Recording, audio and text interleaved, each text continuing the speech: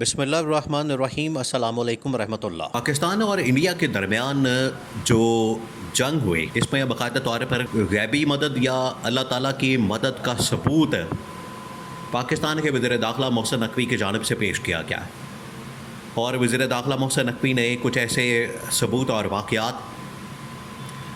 باقاعدہ واقعات کے ساتھ شیئر کیے ہیں جس سے ثابت ہوتا ہے کہ کس طریقے سے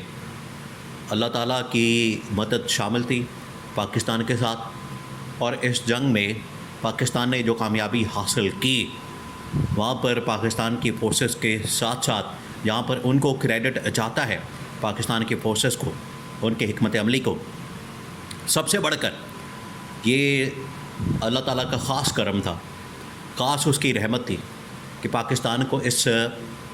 بحران کے اندر، اس جنگ کے اندر، اس لڑائی کے اندر کامیابی ملی۔ دوسرا یہ کہ اب اسلام آباد ہائی کورٹ کی جانب سے عمران خان کو 9 مئی کے اندر ایک بہت بڑا ریلیف ملا، اور عمران خان کے کارکن، ورکر، سپورٹرز 4 کے قریب ایسے کارکن جن کو 9 مئی کے اندر شامل کیا گیا، ملوث کیا گیا، ان کو پکڑا گیا، حراست میں لیا گیا، لیکن ان کو ریلیف مل گیا، ان کو عدالت کی جانب سے چھوڑ دیا گیا، اور اسلام آباد ہائی کورٹ جہاں پر 26ویں آئینی ترمیم کر کے باقاعدہ طور پر اپنے مرضی کے ججز بٹھائے گئے، اپنی مرضی، لیکن اس کے باوجود، اپنی مرضی کے ججز ہونے کے باوجود، ان لوگوں نے جب دیکھا کہ میرٹ کے اوپر فیصلہ کیا جائے گا اور دیکھا کہ اس کیس کے اندر کچھ ہے نہیں، نہ شواہد، نہ ثبوت، نہ ایویڈنس، نہ CCTV فوٹیج، تو کس بنیاد پر ان کو سزا دی جائے؟ تو بہت اہم ترین خبریں، بہت بڑی ڈیولپمنٹ ہوئی، اور یہ عمران خان کے لیے بہت بڑا ریلیف ہے۔ اس سے یہ بھی ثابت ہوتا ہے کہ عمران خان کو کسی طرح سے کنونس کرنے کے لیے، قائل کرنے کے لیے، ٹھنڈا کرنے کے لیے، عمران خان احتجاجی کال واپس لینے کے لیے یہ سارا منصوبہ بنایا گیا کہ عمران خان کے کارکن، ورکرز، سپورٹرز چھوڑے جائیں۔ اس کے پیچھے یہ بھی پہلو ہو سکتا ہے، لیکن سب سے پہلے پاکستان اور انڈیا کے درمیان جو جنگ ہوئی، وزیر داخلہ محسن نقوی کی جانب سے اس چیز کا انکشاف کیا گیا کہ اللہ تعالیٰ کی مدد کس طریقے سے شامل حال تھی۔ پہلا واقعہ انہوں نے شیئر کیا کہ پاکستان نے جب انڈیا کے اوپر حملہ کیا، اب حملہ کرتے وقت آپ کو پتہ ہے کہ میزائل کو ایک خاص کوڈ دیا جاتا ہے، اس کے اندر ایک ڈیزائن کیا جاتا ہے، ایک باقاعدہ اندر نمبر فیڈ کیا جاتا ہے کوڈ کی شکل میں، اس کے بعد ٹارگٹ کو لاک کیا جاتا ہے،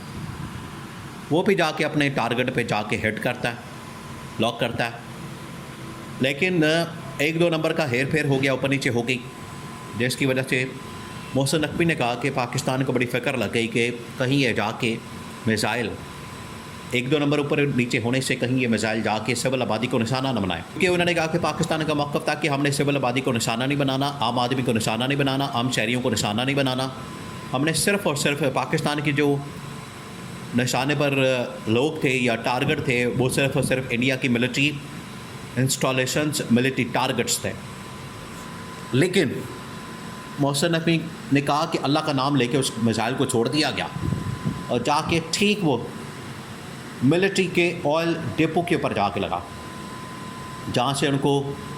تیل کی سپلائی ہوتی تھی، جا کے اس نے وہاں پر ہٹ کیا، بجائے اس کے کہ آبادی کو ٹارگٹ کرتا، نشانہ بناتا، اس نے جا کے ملٹری کو ٹارگٹ کیا۔ یہ پہلی بڑی کامیابی انہوں نے کہا کہ ہمیں ملی۔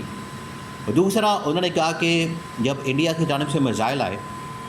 انڈیا نے پاکستان کے اوپر میزائل، اب آپ دیکھیں جب میزائل آتے ہیں ان کی جانب سے بھی لاک کیا گیا باقاعدہ۔ پاکستان کی ایک ایئر بیس، انہوں نے 3 ایئر بیسز کے اوپر حملہ کیا، ایک ایئر بیس کے اوپر جب ان کی جانب سے میزائل فائر کیا گیا تو محسن نقوی نے کہا کہ یہاں پر اب خطرہ پیدا ہو گیا، دیکھا گیا کہ یہ سیکنڈز کے اندر اب آ جانے،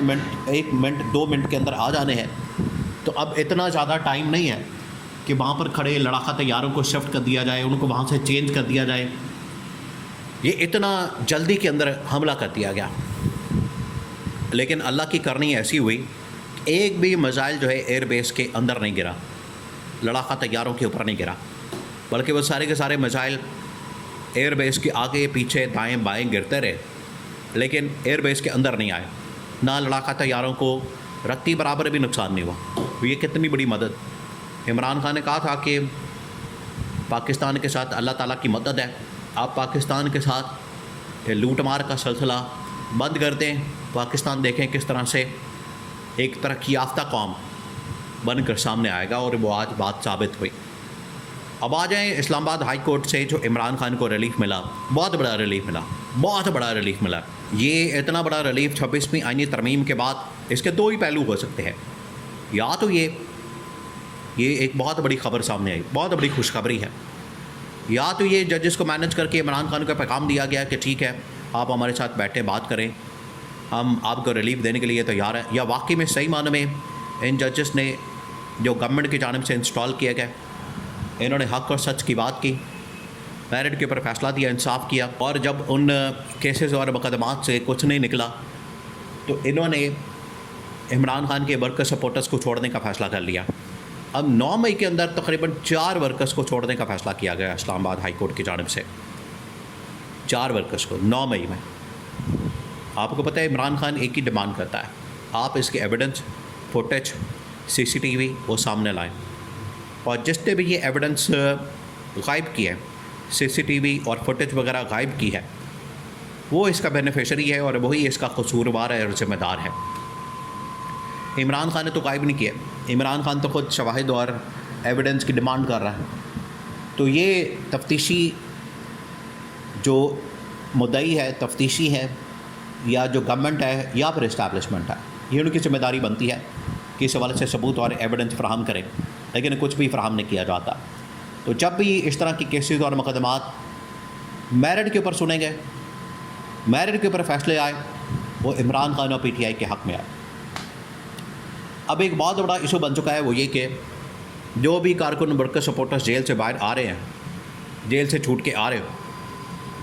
وہ بڑے پورے اصرار طور پر مر رہے ہیں،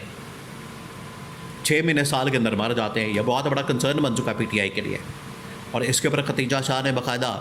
ہیپیٹائٹس کا ایک کیمپ کوٹ لکھپت جیل کے باہر لگایا تاکہ اسکریننگ کی جائے کہ ان کو مسئلہ کیا ہے، ہیپیٹائٹس سے کیا ایشو ہے، پرابلم کیا ہے، یہ کس وجہ سے مر رہے ہیں، کیا واقعی ان کے ساتھ کوئی جینوئن ایشو ہے یا پھر کوئی اور وجہ۔ تو یہ ایک بہت بڑا کنسرن اور تشویش کی بات ہے۔ تو اگر کچھ ہے ہی نہیں 9 مئی کے واقعے کے اندر، اس مسئلے کے اندر، معاملے کے اندر، تو سب کو چھوڑ دیا جائے، ورنہ اس طرح سے انسانیت سوز سلوک کر کے ان کو مارنا، یہ کسی صورت بھی اس کو جسٹیفائی نہیں کیا جا سکتا، اور ریلیف ملنا یہ مقدمات کو کھوکھلا ثابت کرتا ہے۔